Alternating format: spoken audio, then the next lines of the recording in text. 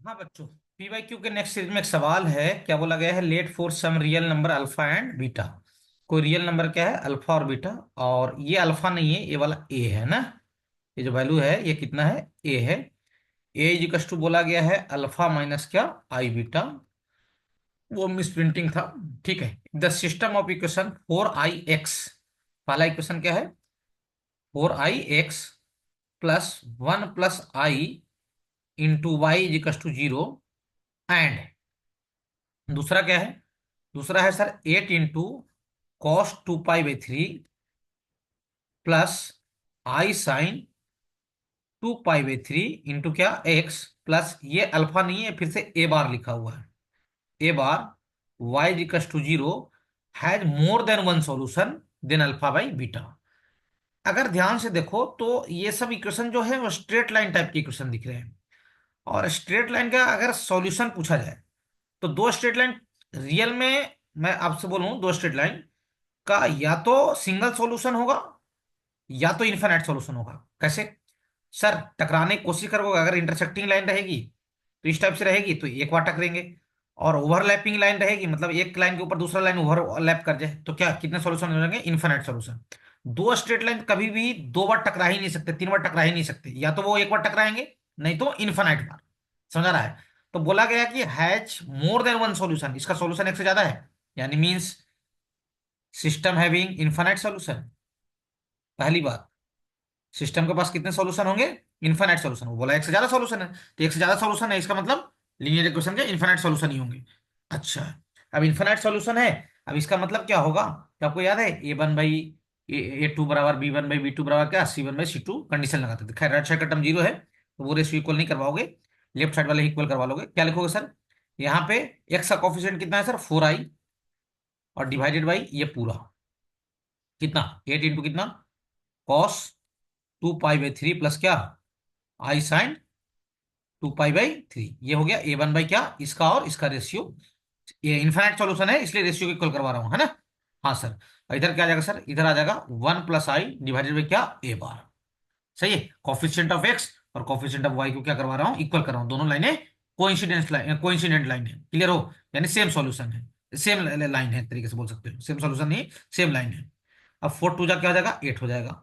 ऊपर बच गया आई। सही है। और नीचे कितना हो जाएगा रे? Two into cos two pi by three की वैल्यू कितना था? Minus one by two. और ये कितना हो जाता है sir? Root three by two i. अच्छा, वन प्लस आई। और ए बार का मतलब कितना हो जाएगा सर? अल्फा प्लस क्या? I beta. क्लियर हो? हाँ सर। अब सुनना ध्यान से, अल्फा प्लस आई बीटा को इधर ले आओ। ये अल्फा प्लस आई बीटा। सही है। और ये जो आई है उसको उधर डिवाइड कर दो। तो वन प्लस आई, एक मिनट में सही से लिख दे रहा हूँ इसको, थोड़ा सा दिक्कत जा रहा है लिखने में, है ना। तो ये कितना हो जाएगा सर? ये हो जाएगा वन प्लस आई और डिवाइडेड बाई क्या? आई। और ये वाला जो टर्म है ना, ये पूरा इसको भी उधर शिफ्ट कर दो राइट साइड में तो ऊपर चल देगा। और टू का मल्टीप्लाई भी कर लो तो ये हो जाएगा माइनस वन और प्लस क्या? रूट थ्री है। टू का मल्टीप्लाई भी कर दिया हूँ। अच्छा, तो सुनना ध्यान से, अगले स्लाइड पे लिख रहा हूँ। अल्फा प्लस आई बीटा, ये तो लेफ्ट साइड का टर्म हो गया। अब राइट साइड में क्या है सर? यहाँ पे आई को डिस्ट्रीब्यूट कर दो तो ये हो जाएगा वन बाई आई, और आई बाई आई कितना हो जाएगा? वन हो जाएगा। ये हो जाएगा वन बाई आई और आई बाई आई कितना हो जाएगा रे? वन। क्लियर हो? और इधर कितना बच गया? माइनस वन प्लस क्या? रूट थ्री आई। अच्छा, माइनस वन प्लस क्या? रूट थ्री आई। अगर आपको याद होगा तो वन बाई आई की वैल्यू माइनस आई लिखते हैं। कैसे? ऊपर नीचे आई का मल्टीप्लाई कर लो, आ जाएगा। सही है। तो अल्फा प्लस आई बीटा की वैल्यू ये हो जाएगा माइनस आई, तो वन को आगे लिख दे रहा हूँ ना। तो वन माइनस आई और ये माइनस वन प्लस क्या? रूट थ्री आई। अब इसको मल्टीप्लाई कर लीजिए राइट साइड वाले टर्म को, और रियल पार्ट और इमेजनरी पार्ट को क्या करवा लीजिए? इक्वल करवा लीजिए। तो अल्फा प्लस आई बीटा, पहले मैं रियल पार्ट को लिख रहा हूँ। ये दोनों मल्टीप्लाई होकर रियल बनाएंगे माइनस वन, और ये दोनों भी मल्टीप्लाई होकर रियल ही बनाएंगे। आई इंटू आई, आई स्क्वायर, और आई स्क्वायर माइनस वन होता है, और ये माइनस को क्या बना लेगा वाले को? प्लस। तो ये बन जाएगा कितना? Plus root three. अब आई वाले टर्म को लिख रहा हूँ, सुनना ध्यान से। ये वाला मल्टीप्लाई होगा यहाँ पे तो रूट थ्री आई हो जाएगा, तो यहाँ बच जाएगा रूट थ्री आई। और ये वाला यहाँ पे मल्टीप्लाई होगा तो ये हो जाएगा प्लस आई, तो ये हो जाएगा वन। सही है। क्लियर हो? तो अल्फा की वैल्यू जो आ जाएगा, रियल पार्ट को रियल पार्ट से इक्वल करवा लीजिए, इमेजनरी पार्ट को इमेजनरी पार्ट से। तो अल्फा की value minus one plus root three है, रूट थ्री माइनस वन एक ही बात है। और बीटा की वैल्यू कितना आ जाएगा? रूट थ्री प्लस क्या? वन। क्या पूछा गया आपसे? आपसे पूछा गया सर अल्फा बाई बीटा बताइए। क्लियर हो? अच्छा सर जी, अल्फा बाई बीटा यानी root three minus one divided by क्या? रूट थ्री प्लस क्या? वन। अब इसको क्या करो, कॉन्जुगेट से ऊपर नीचे क्या कर दो, मल्टीप्लाई कर दो, है ना, रेशनलाइज कर लो एक तरीके से। समझ आ रहा है?